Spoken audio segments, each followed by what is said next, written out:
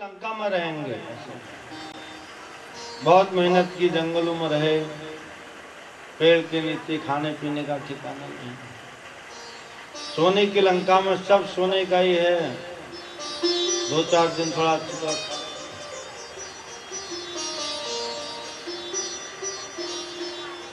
तब भगवान ने कहा हमें लंका में एक क्षण भी नहीं रहना चाहिए।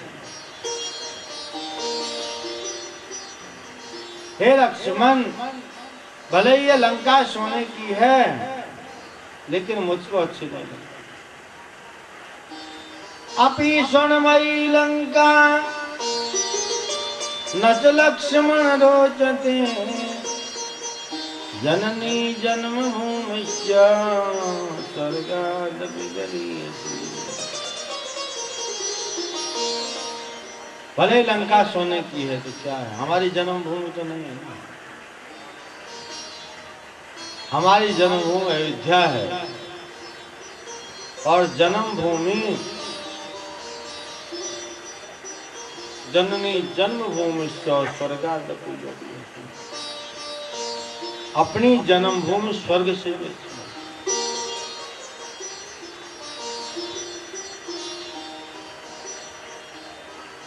इसलिए हमको जल्दी से यहाँ से निकल जाना। कुछ बंदर वहां रह गए, ऐसी भी कई कथा आती है। कुछ बंदरों ने उन राक्षसियों ने से शादी कर लिया जिनके पति मर गए। तो जो राक्षस जाति है सब उन्हीं की देन है। तो बच गए थे वो। तो श्रीलंका में,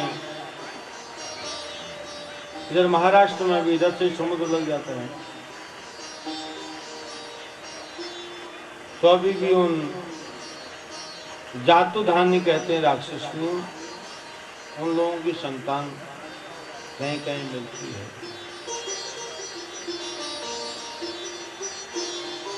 इसलिए अपनी जन्मभूमि प्यारी होनी चाहिए, अपनी भाषा प्यारी होनी चाहिए। एक बार ये रेणु हमको एक कथा सुना रही थी, मुरारी बापू की कथा। धर्म, अर्थ, काम और मोक्ष 4 चीजें। अपनी भाषा में बात करना धर्म है।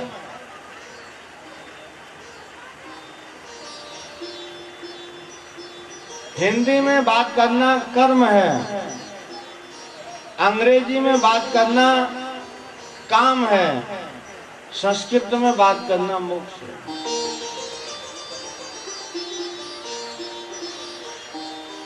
हम चाहे कितने पढ़े लिखे हों या अपनी जन्मभूमि से भले ही हम कितने सालों से दूर रह रहे हों, लेकिन अपनी मातृभाषा का कभी परित्याग नहीं करना चाहिए। ये भी भगवान का है। जो अपनी मातृभाषा को तज देता है उस आदमी का कोई अस्तित्व नहीं। और कई जगह तो आपने देखा होगा लोग बहुत इतना कट्टर में नहीं होना चाहिए। और पश्चिम बंगाल में आप जाएंगे, आप किसी को जरा एक एड्रेस पूछिए किसी बंगाली को, वो सब भाषा जानता है, हिंदी भी, अंग्रेजी भी, सब, लेकिन आपको जवाब देगा बंगाली में। आप चाहे समझो मत समझो, भटकते रहो दिन भर, तो बंगला में जवाब देगा। और साउथ में जाइए, जो साउथ इंडियन लोग हैं, दक्षिण भारत, कुछ भी पूछो, तमिल तमिल सब जानता है वो, हिंदी अंग्रेजी सब जानते हैं, लेकिन कट्टरपंथी लोग हैं अपनी भाषा में। बिल्कुल आपकी भाषा में जवाब ही नहीं देंगे, अपनी भाषा में जवाब देंगे, समझो ना। इसलिए जो हिंदी भाषी लोग हैं अपनी हिंदी भाषा नहीं छोड़नी चाहिए। ये तो मातृभाषा हुई, संवेदन है, अपनी निजी मातृभाषा होती है। यूपी की वालों की भाषा क्या है? अवधी। उत्तराखंडियों की क्या है, कुमाऊनी। गढ़वालियों की गढ़वाली। तो गढ़वाली को गढ़वाली में बात करना चाहिए, तो उसका धर्म हुआ। उत्तराखंडी को अपनी कुमाऊनी भाषा में बात करना चाहिए, तो उसका धर्म है, वो अपने धर्म को निभा। यूपी के लोग अपनी अवधी भाषा, बिहार की बिहारी भाषा, भोजपुरी, अपनी भाषा में बात करना सबसे बड़ा धर्म है। हिंदी में बात करना कर्म है, रोजी रोटी के लिए। अभी आप बॉम्बे में आ गए तो हिंदी भाषा में बात करना, और ज्यादा नोट कमाने अनाथ शनाथ तो अंग्रेजी भी सीख लो, विदेश जाने। अंग्रेजी वैसे मलिच्छ लोग हैं।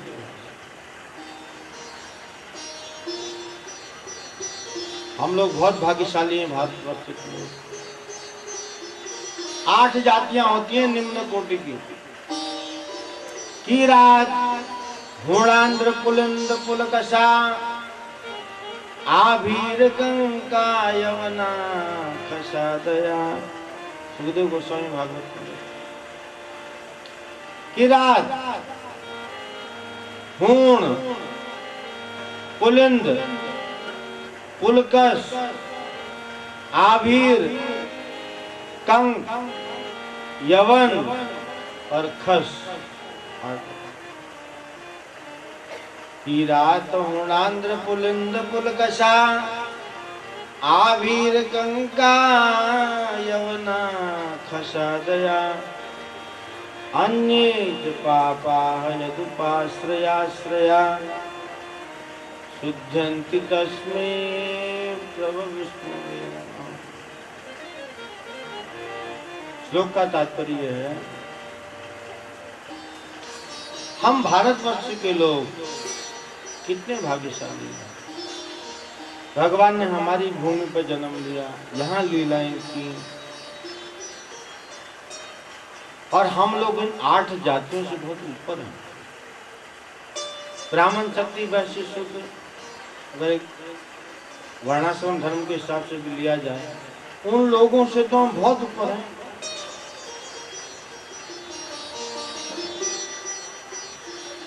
इसलिए हमें अपनी संस्कृति पर गर्व होना चाहिए।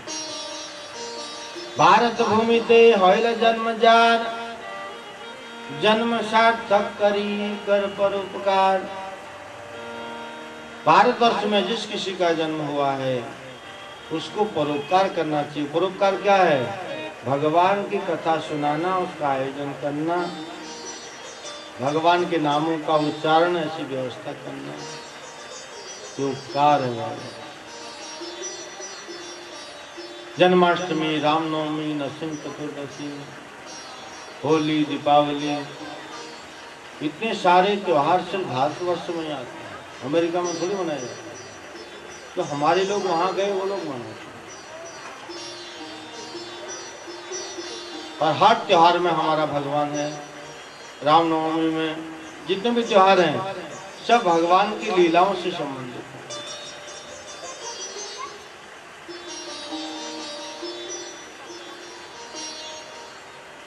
इसे राम जी कह रहे हैं, अपनी जन्मभूमि अच्छी है अयोध्या,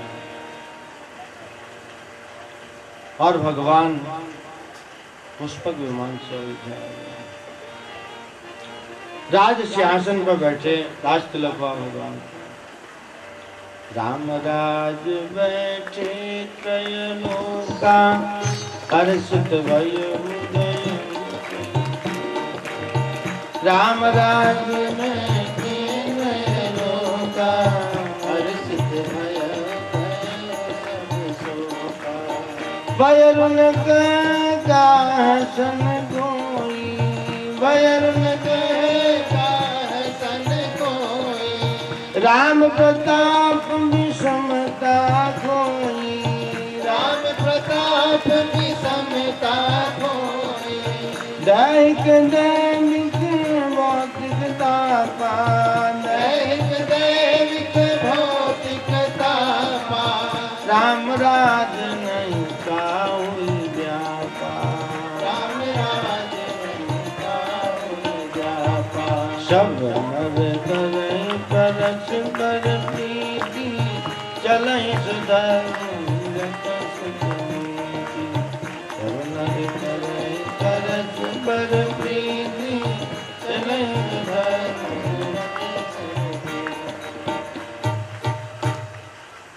सुख शांति है राम राज्य में। राम राज बैठे कई लोग हर्षित भयो भयो। सब शोक दुख संतप्त वेदनाएं सब भाग गई और सुख का आगमन हुआ, ऐश्वर्य का आगमन हुआ। जन्म भूमि मम पूरी सुहावनी, जन्म भूमि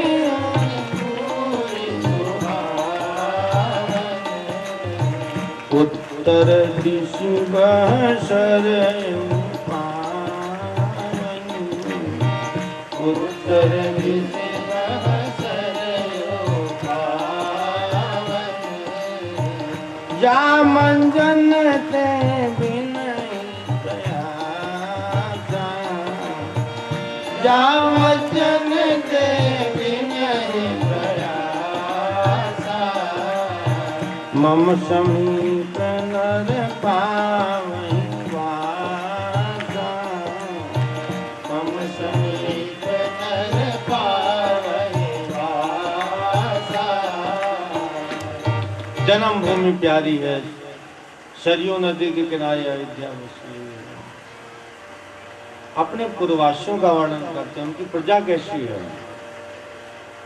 अति प्रिय मोहि यहाँ के वासी, मम धाम मदापुरी सुख राशि। हर से सब कब सुनि प्रभु वाणी, धन्य अवध जो राम लखानी। अयोध्या की गुणवत्ता का वर्णन भगवान अपने मुंह से, मेरी प्रजा भी बहुत अच्छी है। और सब बंदर लोग सुनकर के प्रसन्न हुए। सब बंदर रीछ भालू जो भी भगवान की सेना में सीता खोज में थे, वो सब राज दरबार में बैठे।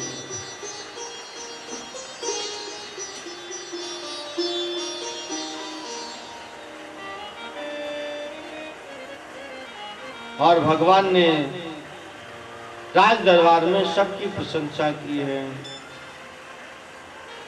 कि इन लोगों ने कितना मेहनत किया सीता की खोज करने। और भगवान सबको उपहार देते हैं,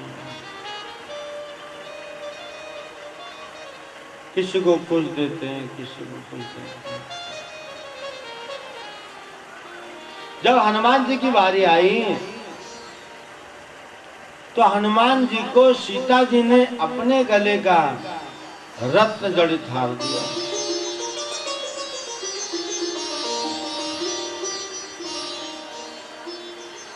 और हनुमान जी ने हार लिया। देखते हैं, फिर चुनते हैं, फिर दांतों से तोड़ने लगते हैं, फिर देखते, फिर तोड़। वशिष्ठ आदि गुरुवर्ग महापुरुषों ने कहा, सीता माता ने उपहार दिया तो कैसे आदमी को पकड़ा दिया। बंदर क्या जाने अदरक कहां से आया। हार तो रत्न जड़ित है, स्वयं लक्ष्मी ने अपने हाथ से दिया, लेकिन ऐसे आदमी को पकड़ा दिया। अब तोड़ तोड़ के भी कोई हार की पहचान हो। तो किसी ने हिम्मत करके पूछा, क्या देख रहे हैं आप इसमें, कितना सुंदर डिजाइन में गढ़ा हुआ है। आप तोड़ तोड़ के दांत से क्या देखते हैं, आपने हार पूरा हार खराब कर दिया। हनुमान जी ने कहा, मैं हार में जो तोड़ तोड़ के देख रहा हूं, मैं ये देख रहा हूं कि इस हार में मेरे सीताराम कहां हैं।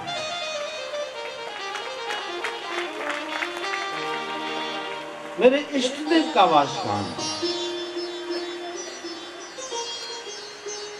तो सभा में से किसी ने पूछा, तो जिसमें सीताराम न दिखाई दें तो वो चीज तुम स्वीकार नहीं करते, तुम्हें पसंद नहीं है। हनुमान जी ने कहा नहीं,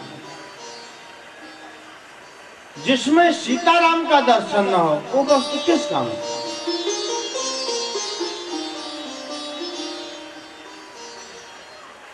तो किसी ने कटाक्ष किया सभा में से, तो इस शरीर में भी तो कहीं राम नहीं दिखते, सीताराम, तो आप वो शरीर को भी तोड़ तोड़ के काट के फेंक दो। हनुमान जी ने कहा मेरे शरीर के एक एक रोम में सीताराम बसते, मेरे एक एक बाल में सीताराम का वास।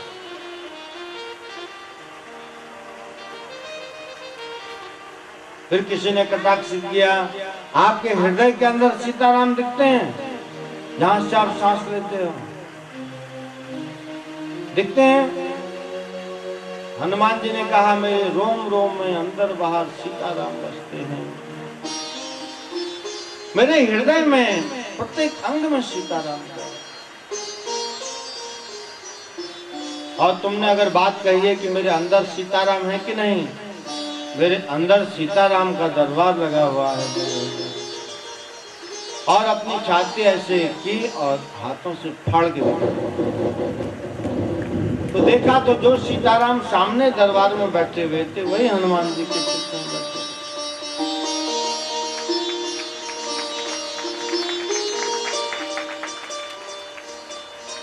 कहा इस हार, ये हार मेरे किसी काम का नहीं है, आप लोगों के लिए बेशकीमती हो सकता है, मेरे लिए इसका कोई मूल्य नहीं, क्योंकि मेरे सीताराम जी का वास्ता है।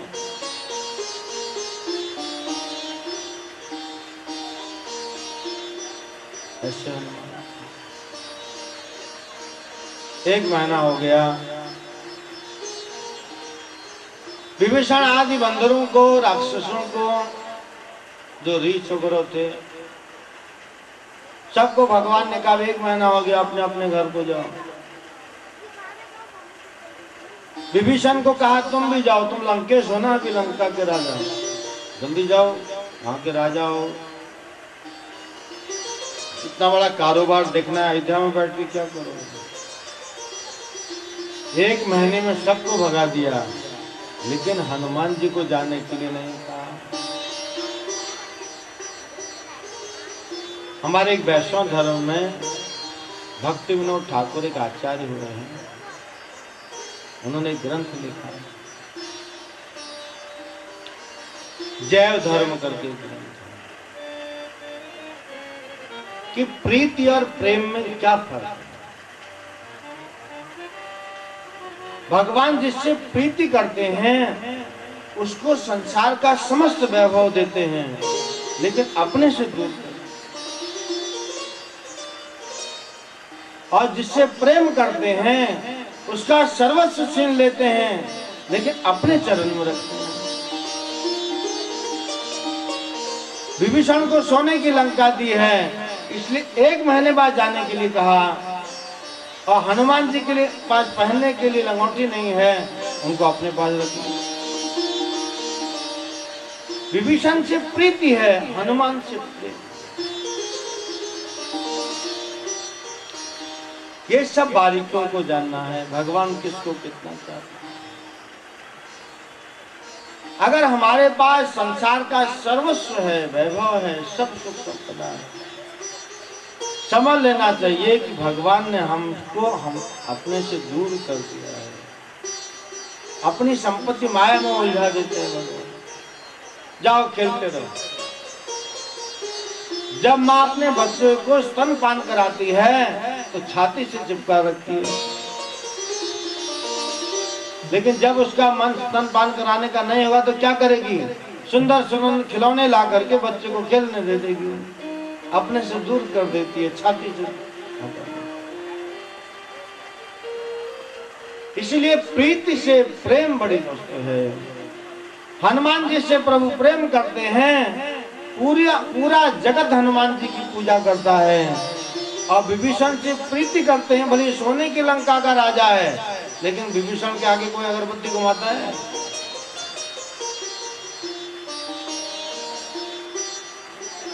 इसलिए प्रेम हासिल करना है भगवान का।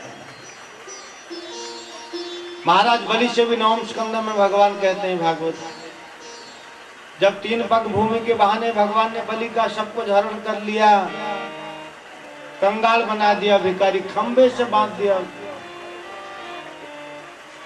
तब बलि से कहते हैं, हे बलि, हम जिसके ऊपर विशेष अनुग्रह करते हैं सबसे पहले उसका धन छीन लेते हैं, क्योंकि धन सबसे बड़े अभिमान की जड़ है। और मैं जिससे विशेष प्रेम करता हूं उसका दूसरा प्रमाण है कि मैं उसके घर में झगड़े करा देता हूं। सांसारिक जीवन में अगर भगवान के शुद्ध प्रेम को पाना है तो पारिवारिक प्रेम ज्यादा अच्छा नहीं होता, अगर टिक गया तो भगवान से दूर हो जाए। इसे भजन के दौरान घर में भी खटपट होती रहे, भगवान का भजन करते रहे, घर में खटपट होती रहे, एक दिन ऐसी खटपट होगी झोली चिमटा पकड़ के सीधे वृंदावन को प्रस्थान करेंगे। तो खटपट भी कभी कभी होनी चाहिए, बशर्ते कि वो खटपट वृंदावन की ओर ले जाए, कहीं दुबई गोवा वगैरह ले गई तो खतरनाक है, उधर को नहीं जाना है।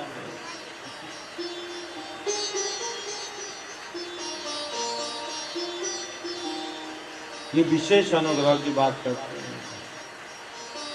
तो एक बार याददाश्त हुई कि मैं युधिष्ठिर महाराज ने भगवान से कहा, अगर तुम सबको ऐसा करते रहोगे तो आपका भजन कौन करेगा?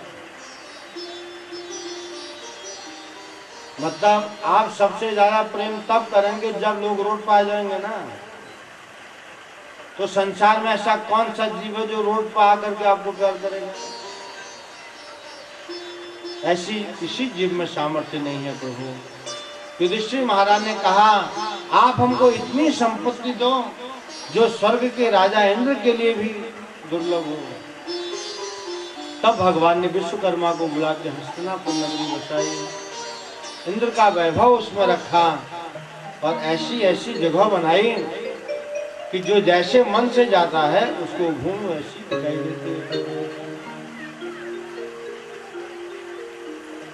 अगर अच्छे मन से जाओगे जो जैसा है वैसा ही दिखेगा, अगर ईर्ष्यावश जाओगे तो उल्टा दिखाई देगा।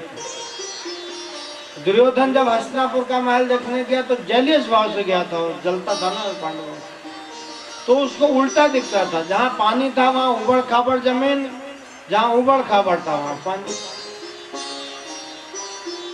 तो देख रहा था क्योंकि अंदर तो भाव दूसरा है।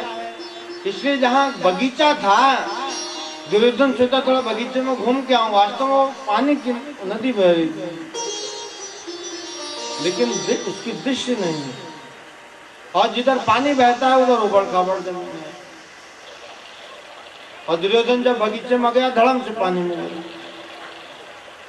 तो ऊपर से द्रौपदी ने कहा, अंधे का लड़का अंधा। वहां से महाभारत की लड़ाई शुरू होती है। इन्हीं शब्दों से तो शुरू होती है महाभारत।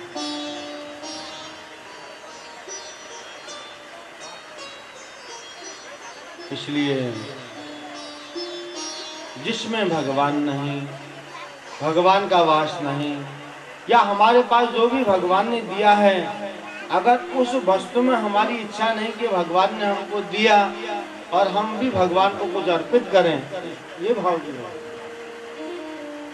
अब जरूरी नहीं कि हमारे हर घर के हर वस्तु पर सीताराम दिखाई दें, अपने हृदय में भाव रखिए, ये भगवान जो कुछ भी है भगवान ने दिया। 2 रोटी दाल रोटी खाते हैं, भगवान ने दिया, पहले उनको एक रोटी थोड़ा दाल भोग लगा। भोग लगाने का मतलब है प्रभु आपने दिया, आपका प्रसाद हम खा। जहाँ सुमति तहाँ संपत्ति नाना, जहाँ सुमति तहाँ विपत्ति नाना, जहाँ सुमति तहाँ संपत्ति नाना, जहाँ सुमति तहाँ विपत्ति नाना। मंगल भवन मंगल मंगल भवन मंगल हारी, उमा सहित उमा सहित जपत पुरारी, मंगल भवन मंगल हारी, मंगल भवन मंगल हारी, उमा सहित जपत पुरारी, उमा सहित जपत पुरारी। उत्तरकांड की कथा काकभूषण जी और गरुड़ जी का संवाद है और पार्वती और शंकर जी का विस्तार से नहीं कहेंगे। गरुड़ जी को एक बार मोह उत्पन्न हो गया है।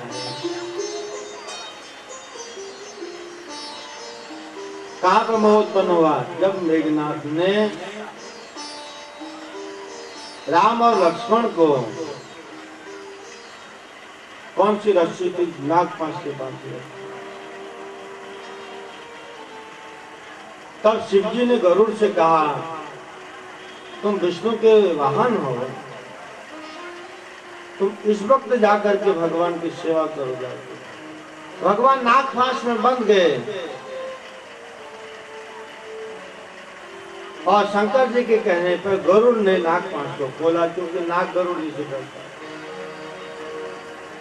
और जैसे ही खोला तो मन में भगवान के प्रति शंका हो गई कि जो प्रभु जिनकी कथा, जिनका नाम, जो भगवान सबको भवबंधन से मुक्त करते हैं, ऐसे प्रभु को आज मैंने बंधन से मुक्त। लेकिन विष्णु का वाहन है गरुड़। मन में जैसे ये विचार आया, ये भी विचार आया कि ये विचार ठीक नहीं मेरे लिए, मेरा इससे मेरा ठीक नहीं होगा, मेरा मंगल होने वाला नहीं है, ये विचार अच्छा नहीं। तो तुरंत मुझे इस विचार का इलाज कराना चाहिए।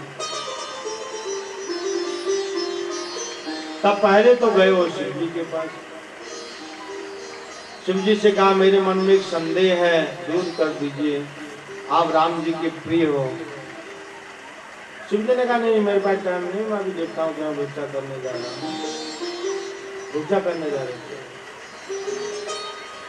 शिव जी ने बहाना किया भिक्षा करने का। शिव जी ने कहा, ये जात का पक्षी है, मेरे समझाने से समझे।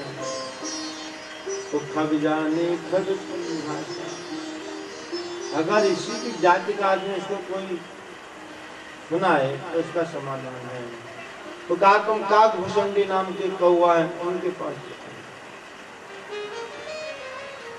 काग के भाग भये अगना, हरि हाथ सुले गयो माखन रोटी। भगवान जब बचपन में माखन लीला की रोटी ले कौवे को बोलते थे, वो कौवा कोई साधारण कौवा नहीं है, काकभूषण जी नाम के। लोमश ऋषि के श्राप से कौवा हुए हैं। एक बार लोमश ऋषि के आश्रम में गए और लोमश ऋषि क्या के पक पक पक पक करने लगे। ब्राह्मण थे। लोमश ऋषि ने कहा, भगवान अव्यक्त हैं, निराकार हैं,